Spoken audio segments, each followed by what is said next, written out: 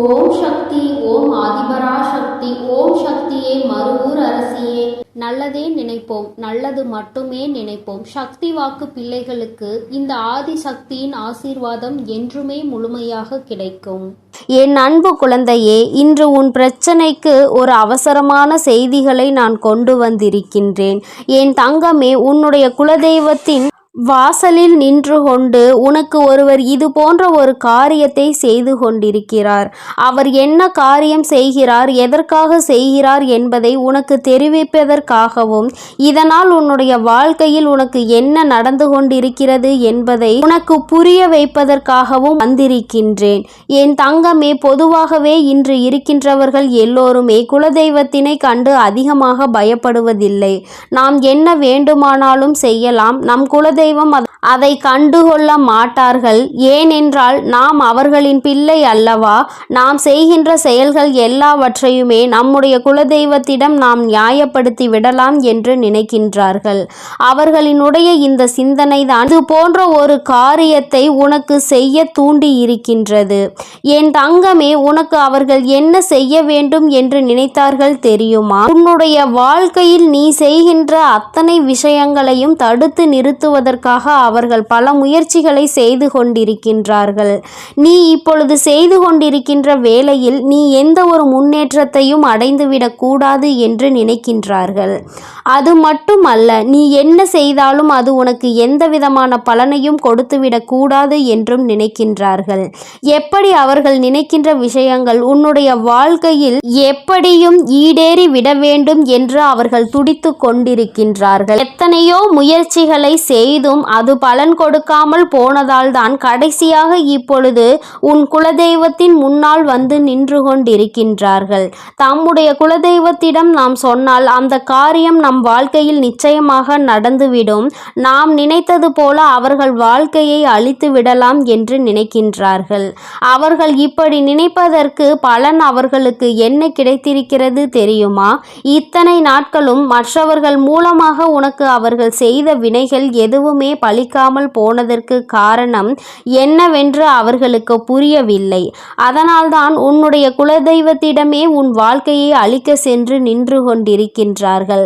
ஆனால் உண்மையான விஷயம் என்னவென்றால், அவர்கள் உனக்கு செய்த காரியத்தை எல்லாவற்றையுமே உன்னை நெருங்க விடாமல் முறியடித்ததே உன்னுடைய குலதெய்வம்தான். அது புரியாமல் குலதெய்வத்தின் வாசலில் நின்று கொண்டு உனக்கு இந்த செயலை செய்ய துணிந்து நிற்கின்றார்கள். இனி எப்படி இதிலிருந்து அவர்களை மீட்டெடுக்க வேண்டும் என்றுதான் இந்த தாயானவள் ஒரு யோசனையோடு இப்பொழுது உன் முன்னால் வந்து நின்று கொண்டிருக்கின்றேன். ஏனென்றால் இதை செய்ய நினைப்பவர்கள் வேறு யாரும் கிடையாது, உன்னுடைய குடும்பத்தில் இருக்கின்ற ஒரு உறவுதான். என் தங்கமே, அந்த உறவானது என்ன செய்கிறது தெரியுமா? கோயிலுக்கு செல்லும் பொழுதெல்லாம் தன்னுடைய வேண்டுதல்களை வைப்பதோடு மட்டுமல்லாமல் தனக்கு என்ன வேண்டும் என்று கேட்பதோடு விடுத்து உன் வாழ்க்கையை அழிக்க வேண்டும் என்பதை பற்றி மட்டுமே கேட்டுக்கொண்டிருக்கின்றார்கள். எந்த ஒரு சூழ்நிலையிலும் உனக்கு நல்லது நடந்துவிடக் கூடாது, எந்த ஒரு சூழ்நிலையிலும் சந்தோஷமாக நீ வாழ்ந்துவிடக் கூடாது என்று அவர்கள் உறுதியாக நினைக்கின்றார்கள். இப்படி நினைப்பதன் பலனாக அவர்கள் வாழ்க்கையில் என்ன நடந்திருக்கிறது என்று கேட்பாயானால், சில காலமாகவே அவர்கள் வாழ்க்கையில் ஏதோ ஒரு தடமாற்றங்கள் நடந்து கொண்டிருக்கின்றது. அவர்கள் ஒன்று நினைக்க அவர்கள் வாழ்க்கையில் நடப்பது வேறொன்றாக இருக்கிறது. அவர்களின் வாழ்க்கையில் பிரச்சனைகள் வர வர அவர்கள் தெய்வத்திடம் சென்று என் பிரச்சனைகள் தீர்த்து கொடுங்கள் என்று கேட்கவில்லை. எனக்கு மட்டும் இத்தனை பிரச்சனைகளை கொடுக்கின்றாயே, அவர்களுக்கு ஏதாவது ஒரு பிரச்சனைகளை கொடுக்க கூடாதா என்றுதான் கேட்கின்றார்கள். இப்படி நினைக்கின்ற மனிதர்களை நாம் என்ன செய்ய முடியும்? என் தங்கமே, ஒரு முறை அல்ல, இரண்டு முறை அல்ல, பல முறை அவர்களுக்கு எச்சரிக்கைகள் கொடுக்கப்பட்டது. இது போன்று செய்யக்கூடாது என்று அவர்களுக்கு உணர்த்தப்பட்டது. ஆனால் அதையெல்லாம் அவர்கள் கேட்டுக்கொள்வதாக இல்லை. அதனால்தான் இன்று அவர்கள் வாழ்க்கையில் மிகப்பெரிய பிரச்சனையை அவர்கள் சந்தித்து கொண்டிருக்கின்றார்கள். இன்று அவர்கள் சந்திக்கின்ற பிரச்சனையினால் உன் வாழ்க்கை சரியாகிவிட்டது. அவர்கள் தெரிந்தோ தெரியாமலோ செய்த ஒரு விஷயத்தினால் உனக்கு தெய்வம் துணையாகிவிட்டது. அம்மா சொல்கின்ற விஷயம் உனக்கு புரிகிறதா? என் தங்கமே, ஒருவர் உன்னை கெடுக்க வேண்டும் என்று நினைத்து உன்னை சுற்றி சுற்றி வந்து உன் வாழ்க்கையில் எதையாவது செய்துவிட வேண்டும் என்று நினைக்கின்றார்கள் என்றால் அந்த நேரத்தில் தெய்வம் உனக்கு துணையாக நிற்கும் என்பதை முதலில் நீ புரிந்து கொள்ள வேண்டும். அப்படியானால் இவர்கள் செய்த காரியத்தினால் உன் வாழ்க்கையில் நல்ல விஷயம்தான் நடந்திருக்கிறது. ஒருபோதும் அவர்கள் நினைத்தது உன் வாழ்க்கையில் பலிக்கப் போவது கிடையாது. அவர்கள் என்ன செய்ய வேண்டும் என்று நினைத்தார்களோ அது உன் வாழ்க்கையில் நடக்கப் போவது நிச்சயமாக கிடையாது. ஆனால் தெய்வம் உனக்கு அதிகப்படியான பாதுகாப்பை எப்பொழுதும் கொடுக்க தொடங்கிவிட்டது. உன்னுடைய இஷ்ட தெய்வமான இந்த வராகியும் சரி, இனிமேல் உன்னுடைய வாழ்க்கையில் உனக்கு கொடுக்க வேண்டும் என்று நினைப்பதை சரியாக கொடுத்து விடுவார்கள். யாரெல்லாம் உன் வாழ்க்கையில் உன்னை அழிக்க நினைத்தார்களோ அவர்கள் எல்லாம் இனிமேல் தானாகவே அழிந்து போவார்கள். வாழ்க்கையில் பல கஷ்டங்களை கொடுத்தவர்கள் இன்று அதே கஷ்டத்தினால் வாழ்க்கையில் பல துன்பங்களை சந்திக்க போகின்றார்கள். என் தங்கமே, அதனால் இன்றிலிருந்து நீ மன நிம்மதியோடு இருக்க வேண்டும்.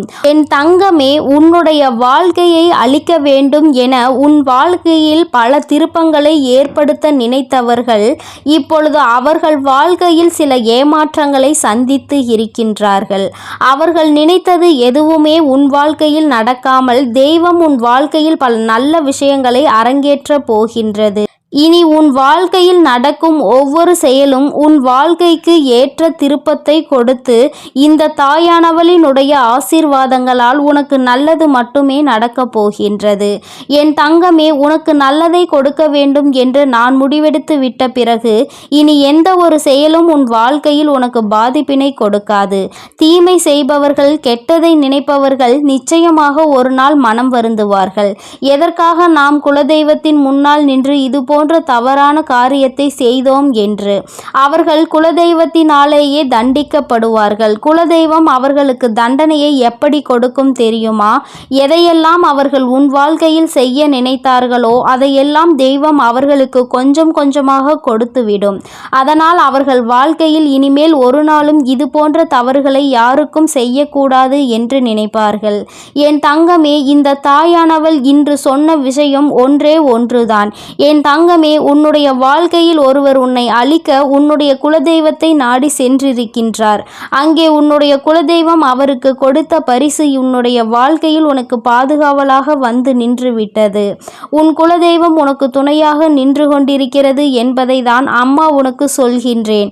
என் தங்கமே, இந்த தாயானவள் காதார கேட்டதையும் கண்ணால் கண்டதையும் உனக்கு சொல்லிவிட்டேன். இனிமேல் யாரேனும் நமக்கு எதையும் செய்து விடுவார்களோ என்று நினைத்து நீ பயப்படாதே.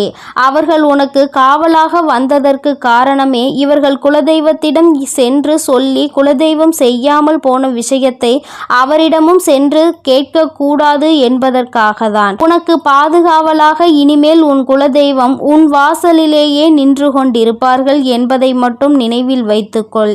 இனி என்றுமே உன்னுடைய வாழ்க்கையில் உனக்கு முழுமையான சந்தோஷம் மட்டுமே கிடைக்கும். உன்னை அழிக்க நினைத்தவர்கள் முன்னிலையில் நீ நல்லபடியாக வாழ்ந்து காட்டப் போகிறாய். என் தங்கமே, உன்னுடைய குலதெய்வத்தினுடைய ஆசீர்வாதத்தோடு உன் வாழ்க்கையில் இனி எல்லாமே உனக்கு நன்மையாக மட்டுமே நடக்கப் போகிறது. அவர்கள் எப்பொழுதும் உன்னை பாதுகாத்து கொண்டும் அரவணைத்து கொண்டும் இருக்கின்றார்கள். என் தங்கமே, உனக்கு கெடுதல் செய்பவர்கள் யாராக வேண்டுமானாலும் இருக்கட்டும், அதற்கான தண்டனையை அவர்கள் கூடிய விரைவில் அவர்களினுடைய வாழ்க்கையில் சந்தித்தே தீருவார்கள் என்பதில் எந்த ஒரு மாற்று கருத்துமே கிடையாது. என் தங்கமே, அதனால் நீ எதை நினைத்தும் கலங்க வேண்டாம், எதை நினைத்தும் பயப்பட வேண்டாம். உன்னோடு உனக்கு துணையாக உன் வராகி அம்மாவும் உன்னுடைய குலதெய்வமும் எப்பொழுதும் இருந்து கொண்டிருப்போம் என்பதை நினைவில் வைத்துக்கொண்டு உன்னுடைய வாழ்க்கையை நீ சந்தோஷமாக வாழ்ந்து கொண்டே இருந்தால் போதும். நீ நல்லதையே நினைக்கும் பொழுது உன் வாழ்வில் எப்பொழுதும் உனக்கு நல்லது மட்டுமே நடக்கும் என்பதை நீ முழுமையாக நம்ப வேண்டும். எல்லாம் நன்மைக்கே. என் அன்பு பிள்ளையே, இப்போது உன் வாழ்வில் என் வரவின் தேவை இருப்பதால் தான் அவசியமாக உன் குலதெய்வம் உன்னை தேடி வந்துள்ளேன். இது உன் கண்ணில் பட்டுள்ளது என்றாலே உன் தேவைகள் எல்லாம் நிறைவேறி உன் வேண்டுதல்கள் எல்லாம் அரங்கேற போகிறது என்பதை புரிந்து கொண்டு நான் சொல்ல வருவதை முழுமையாக கேட்டு முடிக்க வேண்டும் என் செல்லமே. இந்த குலதெய்வத்தின் வாக்கை தவறவிடாமல் கேட்டுவிடு. உன் வாழ்வில் நடக்க வேண்டியது எல்லாம் நிறைவாய் நடந்து முடியும். இப்போது உன் மனதில் இருக்கக்கூடிய குறைகளும் உனது மனதில் இருக்கக்கூடிய கவலைகளும் எப்போதும் எதையாவது சிந்தித்து கொண்டே இருக்கும். உன்னுடைய தவறும் எல்லாவற்றையும் புரிந்ததால்தான் உன்னுடைய குலதெய்வம் இப்பொழுது உன்னிடம் பேசுவதற்காக வந்திருக்கிறேன். உன்னிடம் சொல்லி தைரியத்தையும் சமாதானத்தையும் கொடுப்பதற்காக அவசரமாக ஓடோடி வந்தேன். நீ பல நேரங்களில் என்னை நினைப்பதையும் வணங்குவதையும் மறந்து விடுகிறாய். ஆனால் உன் குலத்தை காக்கும் உன் குலதெய்வம் நான் எப்படி உன்னை மறக்க முடியும்? நீ என்னுடைய வம்சம் அல்லவா? நீ என்னுடைய சன்னதி அல்லவா? உன்னை எப்படி நான் வெறுக்க முடியும்? நான் நிச்சயம் உன்னை காப்பாற்றுவதற்காக கடமைப்பட்டுள்ளேன். உன்னுடைய பிரச்சனைகளில் இருந்து உன்னை மீட்டெடுப்பதற்காக ஓடோடி வந்துள்ளேன். நித்தமும் ஏதாவது ஒரு வகையில் நல்லது நடந்துவிடும் என உன் வராகி அம்மாவை நீ வணங்கி கொண்டிருக்கிறாய். ஆனால் எதுவும் நல்லது நடக்கவில்லையே என மனதிற்குள் வருத்தத்தோடு சுற்றி திரிகிறாய். இப்போது நானே உன்னை தேடி வந்துவிட்டேன். உன் மனமானது நான் சொல்வதை முழுமையாக கேட்டாலும் கூட அதை எந்த அளவிற்கு நீ நம்பிக்கையோடு ஏற்றுக்கொள்கிறாய் என்பதை உன்னால் அறிய முடியும் தானே. இப்போது நான் உனக்கு என்ன சொன்னாலும் என்ன செய்தாலும் உன் யோசனைகள் எல்லாம் உன்னுடைய பிரச்சனைகளை பற்றியும் நீ நினைத்த காரியத்தை பற்றியும் தானே இருக்கிறது. பிரச்சனைகளில் இருந்து எப்படி வெளிவரப் போகிறோம், நான் நினைத்த காரியத்தில் எப்படி வெற்றியை அடைய போகிறேன் என்று நித்தமும் நீ சிந்தனையில் மூழ்கி இருப்பதால் எதையும் யோசிக்க முடியாமல் தெளிவான முடிவு எடுக்க முடியாமல் தடுமாறுகிறாய். உன்னுடைய எல்லா பிரச்சனைகளுக்குமான தீர்வை உன்னால் மனதிற்குள் அமர்ந்து கொண்டு நான் சொல்லிக்கொண்டே இருப்பதன் ஏன் உன்னால் கேட்க முடியவில்லை? என் செல்லமே, என் மீது அசைக்க முடியாத ஆழமான நம்பிக்கை வைத்திருப்பவர்களில் நான் ஒருபோதும் தோற்று போக விடமாட்டேன். நீ பல நேரங்களில் என்னை வணங்கியது கிடையாது. உன் குலதெய்வம் நான் தான் என்பதை கூட நீ யோசித்து உணர்ந்தது கிடையாது. ஆனால் உன்னை பெற்றவர்கள் அப்படி இல்லையே. அவர்கள் பலமுறை என்னை வணங்கி இருக்கிறார்கள். எனக்காக பல பிரசாதங்களை படைத்திருக்கிறார்கள். என்னையும் என் குடும்பத்தையும் நீங்கள்தான் காப்பாற்ற வேண்டும் என பொறுப்பை என்னிடம் ஒப்படைத்து இருக்கிறார்கள். அப்படி இருக்கும்போது நான் எப்படி உன்னை சும்மா விட்டுவிட முடியும்? அதனால்தான் உனக்கும் உன் குடும்பத்திற்கும் உன் வாழ்க்கைக்கும் உன்னை சுற்றி இருக்கக்கூடிய உறவுகளுக்கும் நல்லது செய்வதற்காக ஓடோடி வந்துள்ளேன். உனக்காக அனைத்தையும் பார்த்து பார்த்து செய்து கொண்டிருக்கும் என்னையும் என் அன்பையும் உனக்காக அருள் செய்ய வந்திருக்கும் என் தூய்மையான உள்ளத்தையும் நீ எப்போது புரிந்து கொள்ளப் போகிறாய்? நீ கேட்ட உடனே நொடி பொழுதில் என்னால் உனக்கானதை செய்து கொடுக்க முடியும். உன்னுடைய அத்தனை கஷ்டங்களையும் பிரச்சனைகளையும் கூட மாற்றி அமைத்து சரி செய்ய முடியும். என் செல்லமே, இருந்தும் கூட நீ கேட்டதை எதற்காக நான் இன்னும் செய்து தரவில்லை என தெரியுமா?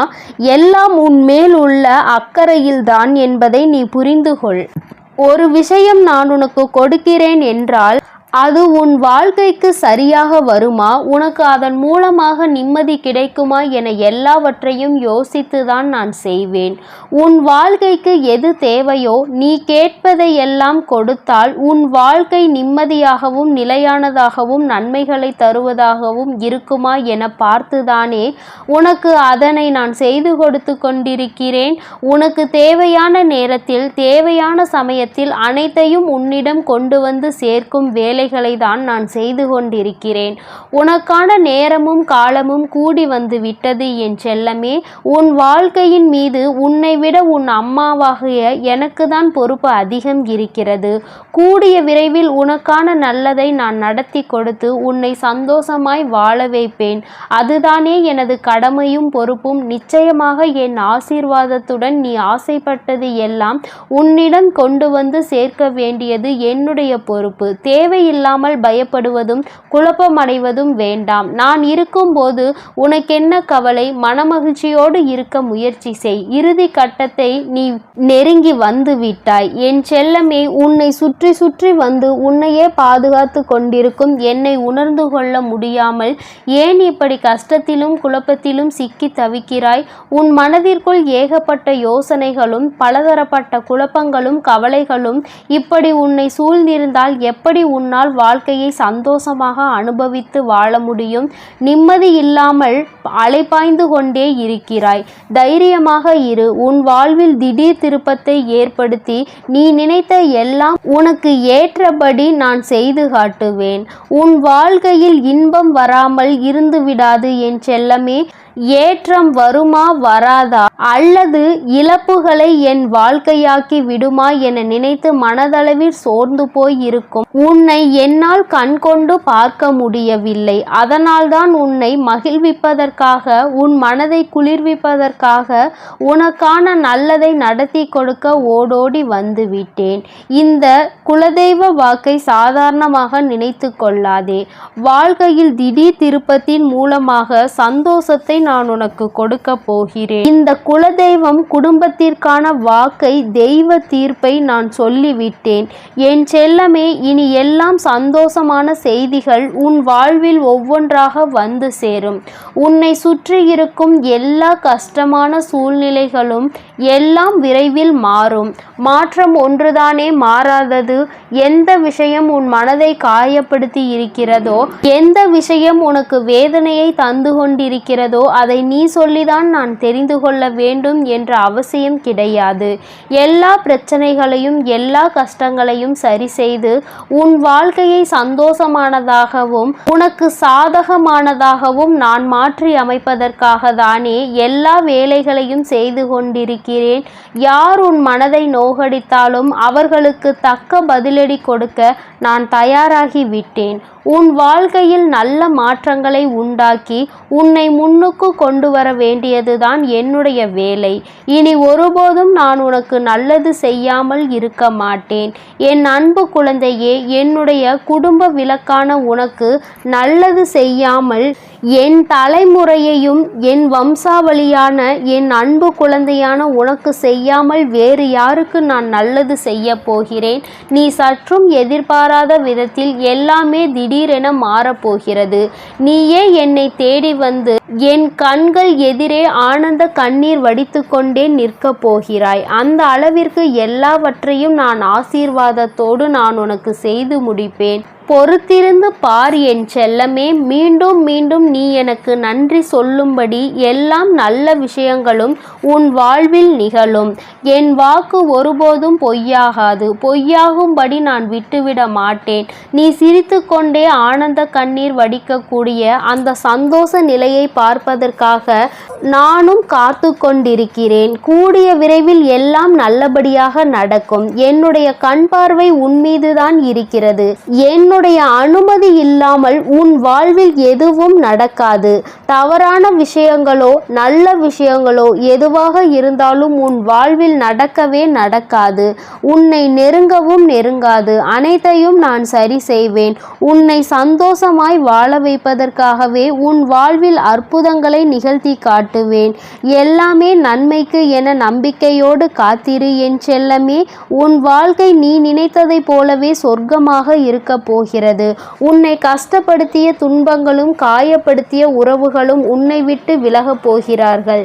எல்லாமே இனி நீ நினைத்தபடி வெற்றிகரமாக நான் உனக்கு நடத்தி முடித்து கொடுக்க போகிறேன். நீ நினைத்த விஷயங்களை எல்லாம் நல்லபடியாக நடக்கச் செய்து உன்னை நான் எப்பொழுதும் ஆசீர்வதித்து கொண்டே இருக்க போகிறேன். என் தங்க பிள்ளையே, அதனால் நீ எதற்காகவும் கலங்காதே. எதை நினைத்தும் வருந்தாதே. நீ நல்லதையே நினைத்தால் உன் வாழ்வில் எப்பொழுதும் உனக்கு நல்லது மட்டுமே நடக்கும். ஓம் சக்தி. ஓம் ஆதிபரா சக்தி. ஓம் ஸ்ரீ வராகி தாயே போற்றி போற்றி. என் அன்பு பிள்ளையே, நீண்ட நாட்களுக்கு பிறகு உன்னுடைய குலதெய்வத்திடம் இருந்து உனக்கு நல்ல குறி ஒன்று வந்திருக்கின்றது. என்னிடம் இருந்து உனக்கு நல்ல செய்தி ஒன்று வந்திருக்கிறது என்றால் நீ எத்தனை புண்ணியங்கள் செய்திருக்கிறாய் என்பதை ஒரு நிமிடம் உணர்ந்து கொள். உன் வாழ்க்கையில் எதுவும் எந்த ஒரு காரண காரியங்களும் இல்லாமல் நிச்சயமாக நடப்பது கிடையாது.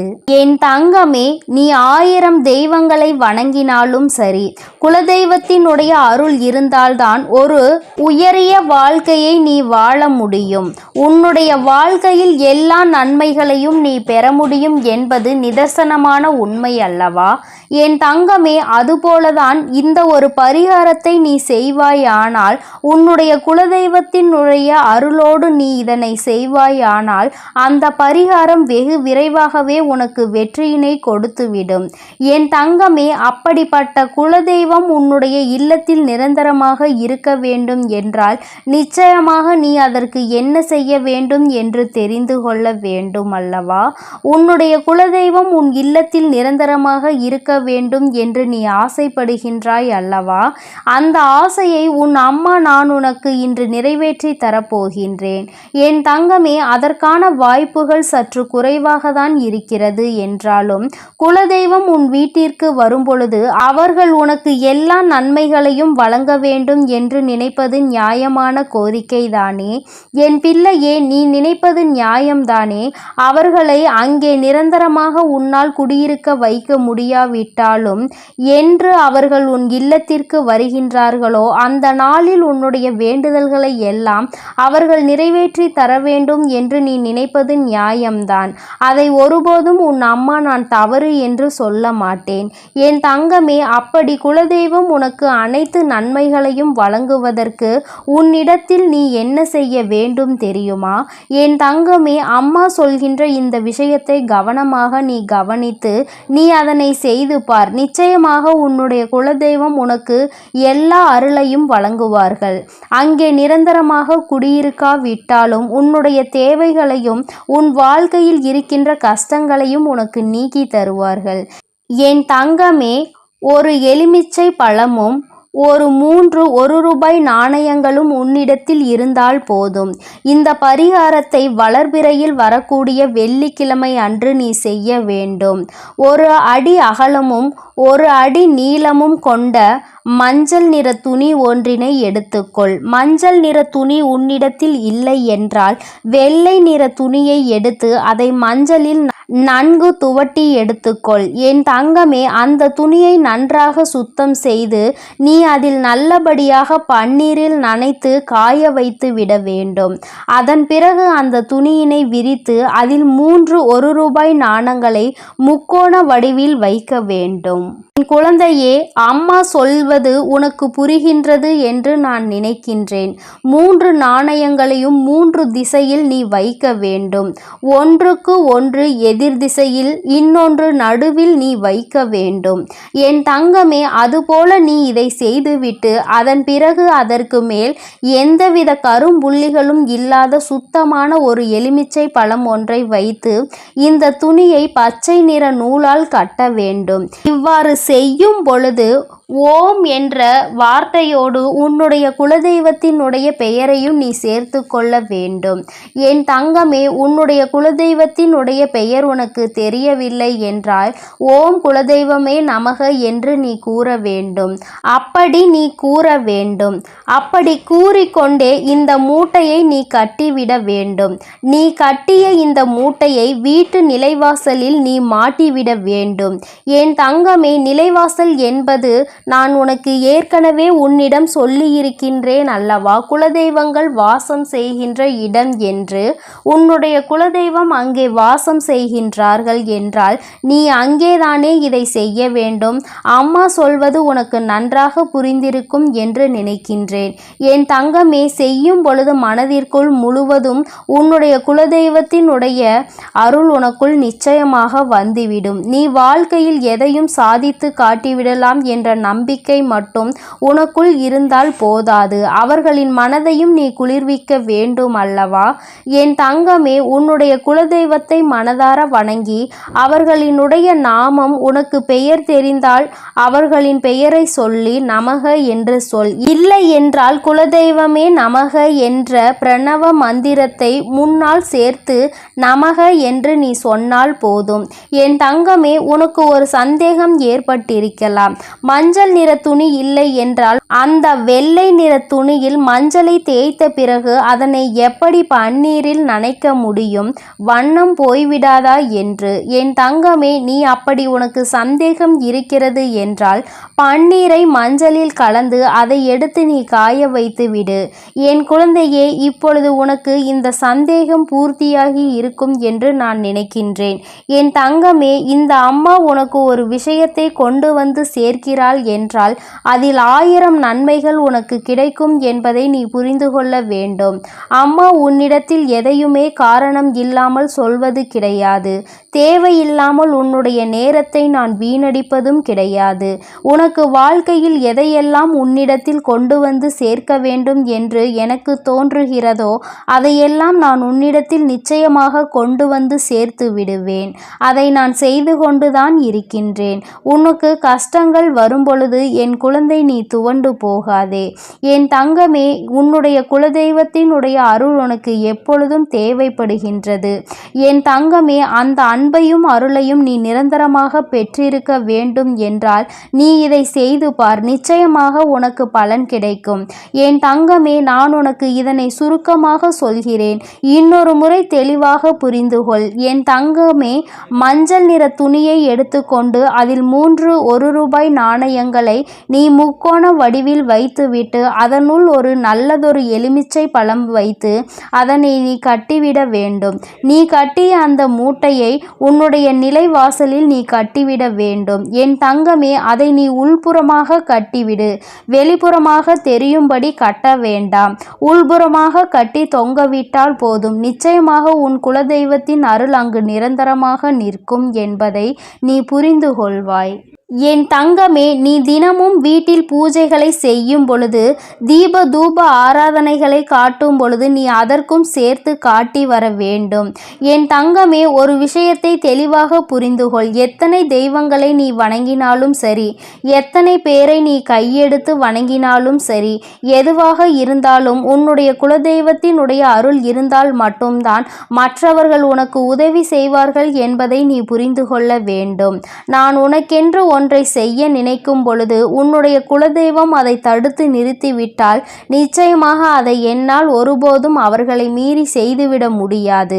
அதனால் உனக்கென்று நான் தர நினைப்பதை கூட அவர்களினுடைய அனுமதியோடுதான் நான் நிச்சயமாக உனக்கு கொடுக்கிறேன் என்பதை நீ புரிந்து கொள். என்னாலும் குலதெய்வத்திற்கு முக்கியத்துவம் கொடுக்க வேண்டும். என் தங்கமே, நீ அதனை புரிந்து கொண்டு நடக்கின்ற வேளையில் நிச்சயமாக உனக்கு குலதெய்வத்தினுடைய ஆசீர்வாதங்களும் அருளும் எப்பொழுதும் நிலைத்திருக்கும். என் தங்கமே, வருடத்திற்கு ஒரு முறையாவது உன் குலதெய்வத்தை சென்று அவர்களின் இடத்திற்கே சென்று நீ அவர்களை வணங்கி வர வேண்டும். என் தங்கமே, குலதெய்வத்தை தேடி செல்லும் பொழுது உன்னுடைய இல்லத்தில் வாங்கி வைத்திருக்கின்ற சர்க்கரையை நீ எடுத்து செல். அதனை அங்கு சென்று வாங்கி வைக்க கூடாது. குலதெய்வ கோயிலுக்கு செல்லும் பொழுது எந்த பொருளையும் நீ கொண்டு செல்வதாக இருந்தாலும் அதை ஏற்கனவே உன்னுடைய இல்லத்தில் வாங்கி வைத்து எடுத்து செல்வதாக தான் இருக்க வேண்டுமே தவிர அங்கு சென்ற பிறகு அந்த இடத்தில் இருந்து வாங்கி நீ அவர்களுக்கு அதனை கொடுக்க கூடாது. என் தங்கமே, உன்னுடைய குலதெய்வத்திற்கு எப்பொழுதும் உன்னுடைய இல்லத்தில் இருந்துதான் நீ செய்ய வேண்டிய காரியங்களை எல்லாம் எடுத்து செல்ல வேண்டும். இதுவெல்லாம் நீ ஏற்கனவே அறிந்ததாக இருந்தாலும் அம்மா மீண்டும் உனக்கு ஒரு முறை ஞாபகப்படுத்துகிறேன். இந்த தாயானவள் உன் வாழ்க்கையில் வந்த பிறகு என் பிள்ளையின் வாழ்க்கையில் ஏதேனும் மாற்றங்கள் ஏற்பட்டிருக்கிறதா என்று நீ ஒருமுறை சிந்தித்து பார். என் தங்கமே, இந்த நல்ல நாளில் நீ மனமகிழ்ச்சியோடு இருக்க வேண்டும்.